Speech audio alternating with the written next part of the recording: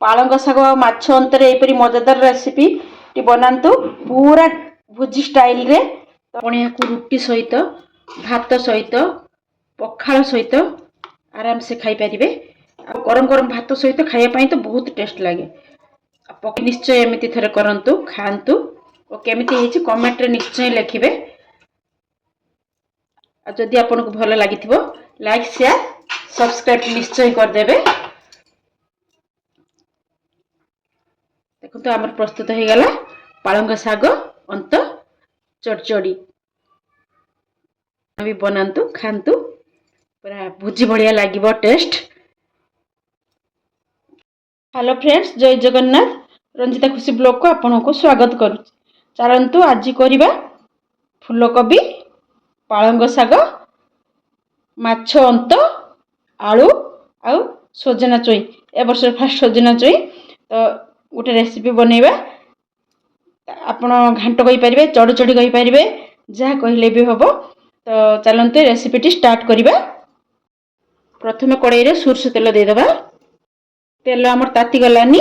मु लूण हलदी दे देछि माछ अंतरे। एबे माछ अंत को आमे भले से भाजी लेबा।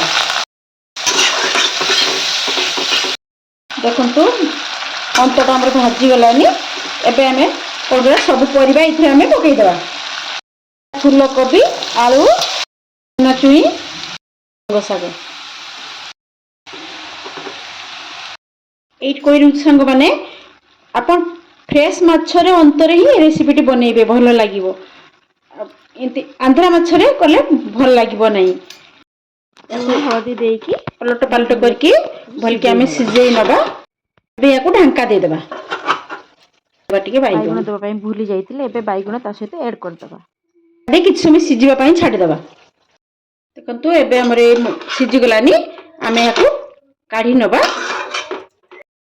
पालंग शाग अंत चड़चड़ी पाई आमे नै जिबा। एठी देखंतु मसला सोरिष रसुण प्याज जीरा आ कंचा लंका ए जाको आमे बाटी नबा। कढ़ा ताती गलानी। एबे दे देबा सोरिष तेल। ताती गलानी। एबे दे देबा जीरा। आमे फुटी गलानी। एबे दे देबा प्याज। प्याज को लाल हेबा पर्यंत भाजीबा। देखंतु प्याज हमर भाजी गलानी। एबे दे देबा टमाटो। टमाटो आमर नहीं सिझी गलानी। एबे दे देबा बाटी रखिथिबा मसला।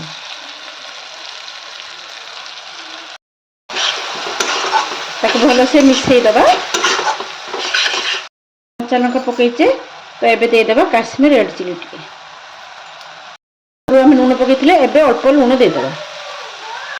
तो मसला हमर हे गलानी। एबे हमें काढी सिझेई रखिथिबा परिबा को पकई देबा। तो भलो से कसीबा।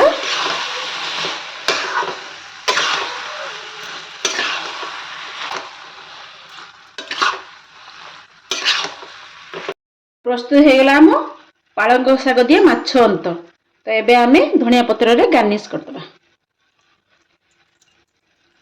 ये ऑप्शनल आपण चाहिए पकई पारिबे। दे देबा भजा जीरा गुंड। जीरा गुंडटा देबे। देले ही टेस्ट बहुत बढ़िया लागिवो। एबे हमर कंप्लीट हो गला माछ अंत पालंग शाग चड़चड़ी भुजी स्टाइल। गरम गरम भात सहित खातु, पखाल भात सहित खातु, बहुत टेस्ट लगे। आउ रुटी सहित भी आपन खाई पारिबे। रेसिपीटी बहुत सुंदर रेसिपीटी। खाई के देखंतु, बनै के देखंतु, पूरा अलग प्रकार टेस्ट, पूरा टेस्टी रेसिपीटी। आपन निश्चय बनांतु और खातु और कमेंट रे लिखंतु आपन को केमिति लागिला रेसिपीटी।